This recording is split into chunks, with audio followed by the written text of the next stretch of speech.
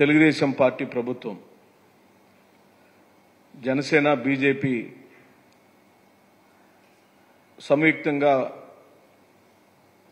Form అయిన ఈ ప్రభుత్వం విధానాలని తొలి 10 రోజుల్లోనే రాష్ట్ర ప్రజలకు వెల్లడించింది. అది తాడేపల్లిలోని వైఎస్ఆర్ కాంగ్రెస్ పార్టీ కార్యాలయ నిర్మాణంలో ఉండినప్పుడు ఆల్మోస్ట్ కంప్లీట్ అవుతున్న బిల్డింగ్ని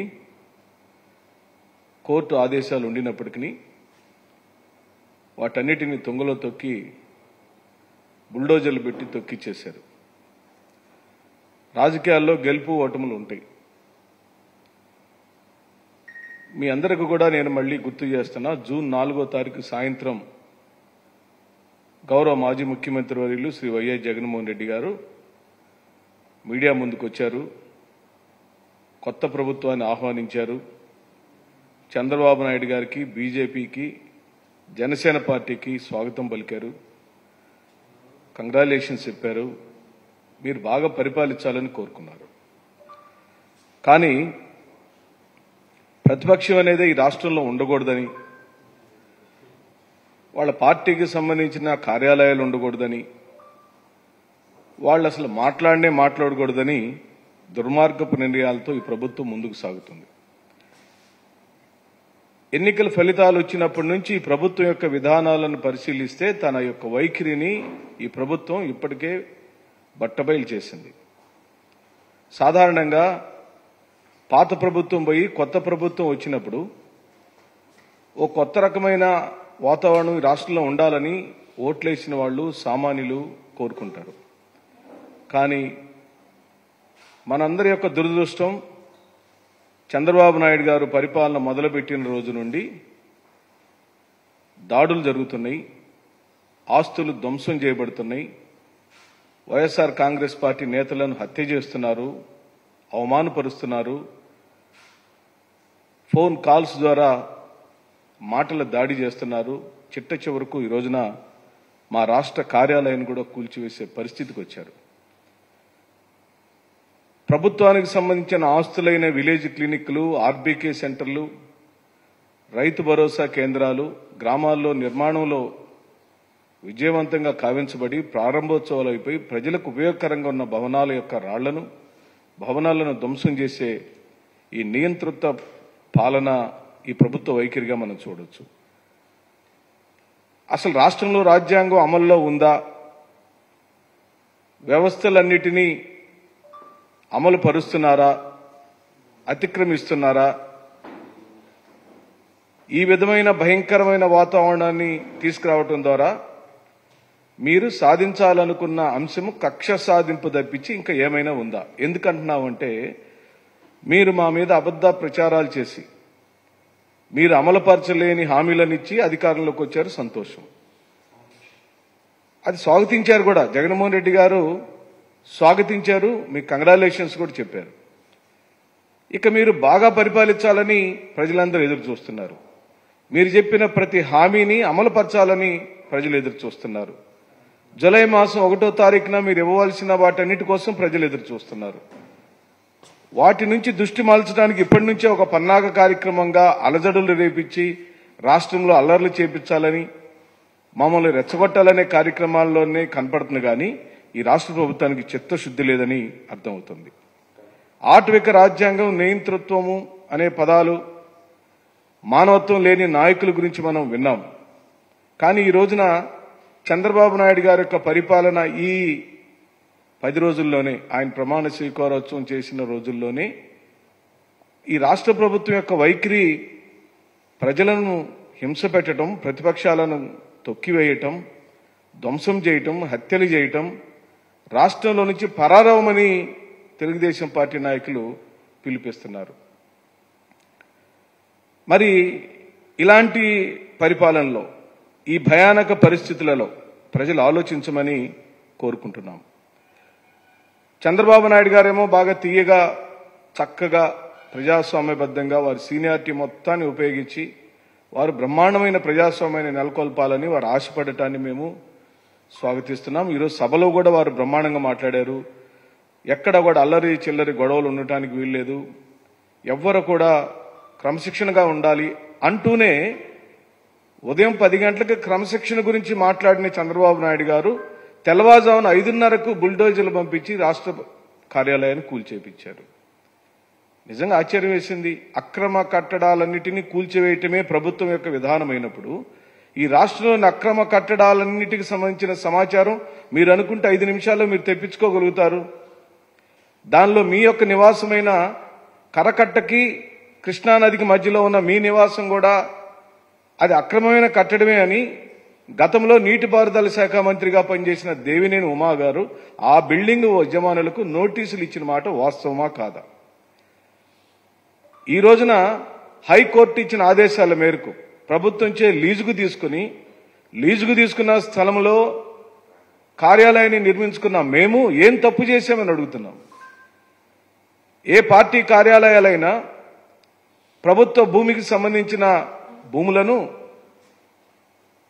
ఒక అర్జీ ద్వారా మాకు కావాలని అడిగినప్పుడు ఆ ప్రభుత్వం సమ్మతిస్తే అక్కడ నిర్మాణాలు జరుగుతాయి. ప్రభుత్వం సమ్మతించింది కాబట్టే నిర్మాణం జరిగింది. ఏ పార్టీ కార్యాలయాలైనా ఆ విధంగానే అడుగుతారు, లీజుకు తీసుకుంటారు, నిర్మాణాలు చేస్తారు, తర్వాత ప్రభుత్వాలకు అప్పజెప్పే కార్యక్రమాలు జరుగుతుంది. ఇలాంటి కార్యక్రమాలు ఒకవైపున చేస్తూనే ఈ రోజున స్పీకర్ గారిని నిర్ణయించారు.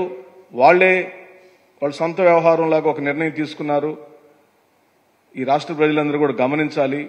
మేము బలహీన వర్గాలకు సంబంధించిన అయ్యన్న పాత్రుడు గారు, ఆ బీసీ సామాజిక వర్గానికి సంబంధించిన వారు స్పీకర్ స్థానంలో కూర్చోటాన్ని మేము స్వాగతిస్తున్నాం. మాకేమాత్రం అభ్యంతరం లేదు. కానీ ఈ పార్టీ అధికారంలోకి వచ్చిన రోజు నుండి, తెలుగుదేశం పార్టీ అధికారంలోకి వచ్చిన రోజు నుండి ఒక్క అయ్యన్న పాత్రుడు మాట్లాడిన మాటలనే మీరు వీడియోలను తీసుకుంటే, ఆయన మాట్లాడిన మాటలను మీరు ఒకసారి జ్ఞాపకం చేసుకుంటే, లేదా యూట్యూబ్లోకి వెళ్ళి హైయెస్ట్ బూతులు మాట్లాడిన వారు ఎవరు అని కనుక పొలిటీషియన్స్ పేర్లు కొడితే మనకు అయ్యన్న పాత్రుడు గారి పేరే వస్తుంది. అది మీ సొంత నిర్ణయము, మాకు అభ్యంతరం లేదు. కానీ రాజ్యాంగపరంగా సాంప్రదాయాలను తుంగలో తొక్కి మీరు అయ్యన్న పాత్రుడు గారిని స్పీకర్గా నిర్ణయించేటప్పుడు అత్యధిక ప్రతిపక్ష పాత్రలో ఉన్న మేము అనగా వైఎస్ఆర్ కాంగ్రెస్ పార్టీని మీరు సంప్రదించారా? సంప్రదించకపోతే ఎందుకు సంప్రదించలేదు? సంప్రదించాల్సిన అవసరం లేదా? అది ఒక పాయింట్. అయితే స్పీకర్ స్థానంలో అయ్యన్న పాత్రుడు గారిని కూర్చోబెట్టినప్పుడు మీ యొక్క ప్రభుత్వ విధానము, మీరు ఆ సభను ఏ విధంగా నడపాలి అనుకుంటున్నారనే అంశాన్ని సుస్పష్టం చేశారు. సాధారణ సభ్యుడిగా ఉండినప్పుడు, అసలు సభ్యుడే కానప్పుడే గౌరవ మాజీ ముఖ్యమంత్రి గారిని పట్టుకొని ఆనా కొడుకు ఈనా కొడుకు, ఇంకా వారి అమ్మగారిని కూడా ఉద్దేశించి మాట్లాడిన మాటలు ఈ రాష్ట్ర ప్రభుత్వం, ఈ రాష్ట్ర ప్రజలు ఏ విధంగా మర్చిపోతాం, ఏ విధంగా మర్చిపోగలుగుతాం?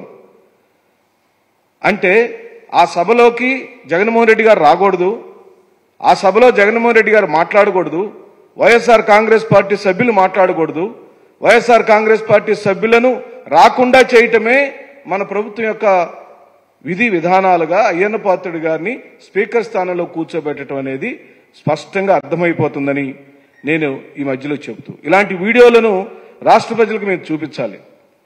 ఈ రాష్ట్ర ప్రజలు మీరు గమనించండి. అయ్యన్న పాత్రుడు గారు తన మిత్రుడితో కూర్చొని జగన్మోహన్ రెడ్డి ఓడిపోయాడు కానీ చావలేదు అనే మాటలు వాడారు. పూర్తిగా తల మీద కొట్టి పామును చంపినట్టు చంపి పడేయాలని ఈనాటి స్పీకర్ గారు వారి స్నేహితుడు అన్న మాటలు దయచేసి ప్లే చేయవలసిందిగా కోరుతున్నాను. ఈ రాష్ట్ర ప్రజలు గమనించండి. ఈయనే మన ఆంధ్ర రాష్ట్ర స్పీకర్ గారు. ఈ స్పీకర్ గారి యొక్క మాటలు ఏ విధంగా ఉన్నాయో, ఎంత వ్యంగ్యంగా మాట్లాడుతున్నాడో, ఎంత అపహాస్యంగా మాట్లాడుతున్నాడో, ఓ మాజీ ముఖ్యమంత్రిని, రాష్ట్రంలోనే దేశంలోనే ప్రాముఖ్యత కలిగిన ఓ నాయకుడి గురించి ఏం మాట్లాడుతున్నాడు వినండి.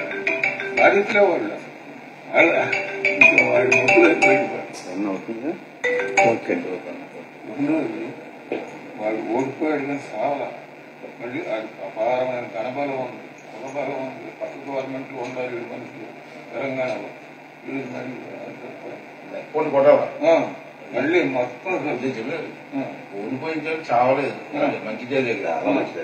వేల కోట్లు డబ్బుకు అమ్ముడు పోనాడు లేడు వాడి దేశం. ఆ డబ్బు పవర్ స్టిల్ ఈ డైలీ నచ్చింది, చాలా మంచిది. ఊడిపోయాడు కానీ చావలేదు, అంతే. మావుని సాయిబాబు చచ్చిపోయి కొట్టరా, మావుని వదలరా, చచ్చిపోయి కొట్టరా అంటారు. నేను ఎందుకు చెప్పానంటే మీరు కరెక్ట్ గా రిసీవ్ చేస్తారు, మిగతా వాళ్ళు చేసుకుంటారు. ఈ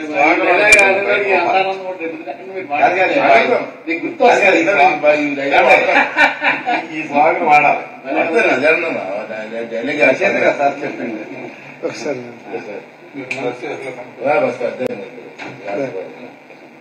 ఆశీర్వాదం మీకు ఎప్పుడు కూర్చోండి. నమస్తే సార్, పుల్లారావు నా పేరు. శ్రీనివాస్ గారు, రవి గారు బ్రదర్ని, శ్రీనివాస్ గారు కొన్ని సార్. మీ స్పీచ్ తర్వాతనే ఆంధ్ర రాష్ట్రంలో ప్రతి వాళ్ళకి ఒక ఇది ప్రస్తుత మన స్పీకర్ గారి యొక్క మాటల వీడియో క్లిప్ ని మీ అందరికీ కూడా షేర్ చేస్తాం, మీరు దాన్ని గమనించండి. ఈరోజు సభని నడిపే స్పీకర్ గారు ప్రతిపక్ష నాయకుడైన జగన్మోహన్ రెడ్డి గారిని చంపాలి అని మాట్లాడారు. అలాంటి వ్యక్తిని మీరు స్పీకర్ని చేశారు.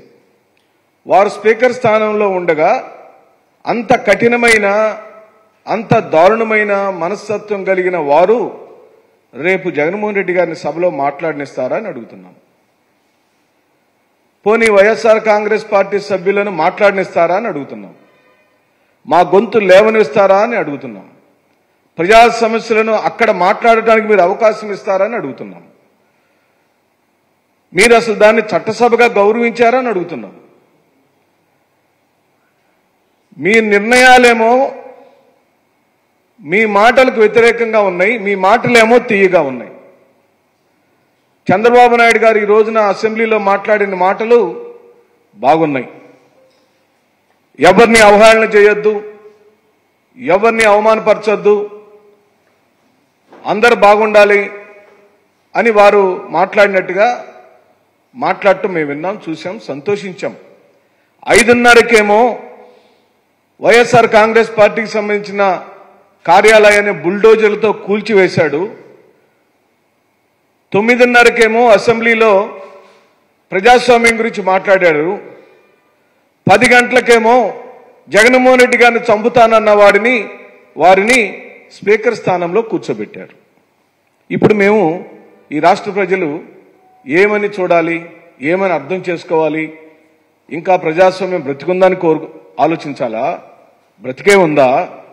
బ్రతికే ఉంటే కోర్టు ఇచ్చిన ఆదేశాల మేరకు ఆ బిల్డింగ్ జోలు వెళ్ళకూడదు కదా. ఆ బిల్డింగుల జోలు ఎందుకు వెళ్లారు? మీడియాల్లో మేము కట్టించిన కట్టడాలన్నీ అక్రమంగా మాట్లాడుతున్నారు. ఇది పూర్తిగా తప్పని చెప్పి అంటున్నాం. మీడియాకు కావాలంటే ప్రభుత్వం నుంచి అనుమతులు తీసుకున్నాం. ప్రభుత్వం నుంచి వచ్చిన అనుమతుల కాపీలన్నీ మీకు పంచుతాం. ప్రభుత్వంచే అధికారికంగా ఇచ్చిన ఆదేశానుసారంగానే మా భవన నిర్మాణాలు జరిగినాయి. కానీ ఏ ఒక్క రోజు కూడా, ఒక్క చోట కూడా వైఎస్ఆర్ కాంగ్రెస్ పార్టీకి సంబంధించిన భవన నిర్మాణాలు అక్రమంగా కానీ ఇల్లీగల్ గా కానీ నిర్మాణాలు జరగలేదని చెప్తున్నాం. ఈ అబద్ధ ప్రచారాన్ని ఆపివేయమని కోరుతున్నాం. పదే పదే ఓ నాయకుడి మీద మాటల దాడి చేశారు, అబద్ధాలు ప్రచారం చేశారు, ప్రజలను భయభ్రాంతులు చేశారు, ప్రజలకు ఆశ పెట్టారు. ఇప్పుడేమో వక్ర మార్గంలో ప్రజలను గందరగోళం పరిచే విధంగా ఇంకా వైసీపీ పార్టీని, నాయకులను, కార్యకర్తలను, స్వయాన గౌరవ ముఖ్యమంత్రి గారిని అసెంబ్లీకి వెళ్తే అవహేళన చేపిస్తారా? అల్లరి చేపిస్తారా? అపహాస్యంగా మాట్లాడిస్తారా? కారును చుట్టుముట్టి వ్యంగ్యంగా మాట్లాడిస్తారా? ఇదేనా మీ ప్రజాస్వామ్యం అని చెప్పి అడుగుతున్నాం. ఇందుకైనా మీకు 161 మంది సీట్లను ఎమ్మెల్యేలుగా గెలిపించి మీకు అసెంబ్లీకి పంపించింది కేవలం జగన్మోహన్ రెడ్డి గారిని అవమానపరచడానికేనా? జగన్మోహన్ రెడ్డి గారికి సంబంధించిన ఆస్తులను ధ్వంసం చేయడానికేనా? జగన్మోహన్ రెడ్డి గారి ఇంటి ముందుకెళ్లి అవహేళనగా మాట్లాడటం కోసమేనా మీకు అధికారం ఇచ్చింది ఈ ప్రజలు? ఆలోచించమని చెప్పి అడుగుతున్నాం. చంద్రబాబు నాయుడు గారి యొక్క సీనియారిటీ మొత్తాన్ని ప్రజలను మభ్యపెట్టే విధానికి కాకుండా కనీసం మీరిచ్చిన హామీలను పూర్తిగా నెరవేర్చమని, జూలై 1వ తారీఖున మీరు చెల్లించాల్సిన చెల్లింపులన్నిటినీ పూర్తిగా సక్రమ మార్గంలో ప్రజలకు అందజేయమని సవినయంగా మనవి చేస్తున్నాం. మిమ్మల్ని ఆహ్వానిస్తున్నాం. పూర్తిగా మీ విజయాన్ని, మీ గెలుపుని మేము సంతోషపడుతున్నాం. మీరు గెలిచారు, మేము ఓటమి చెందాం, దాంట్లో ఏమాత్రం డోకా లేదు, మేము ఒప్పుకుంటున్నాం. కానీ స్వచ్ఛమైన నిజాయితీ కలిగిన, అంత మ్యాండేట్ ఇచ్చిన ప్రజలకు నిజాయితీ కలిగిన పరిపాలన అందించమని కోరుకుంటూ సెలవు తీసుకుంటున్నాను.